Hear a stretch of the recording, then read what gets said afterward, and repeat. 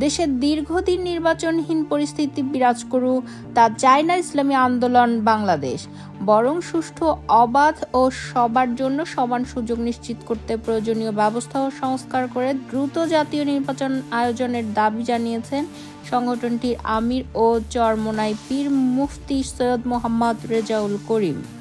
শুক্রবার রাজধানীর pan Pacific Sonargaon হোটেলে আয়োজিত এই ইফতার অনুষ্ঠানে তিনি এসব কথা বলেন।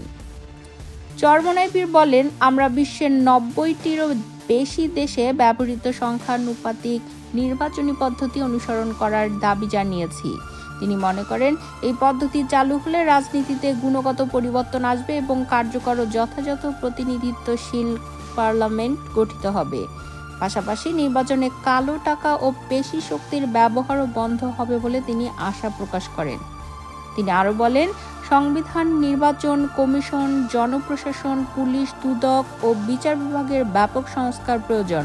প্রয়োজনীয় সংস্কার না হলে দেশে গণতন্ত্রের আগের সংকটপূর্ণ পরিস্থিতিতে ফিরে যাওয়ার আশঙ্কা রয়েছে।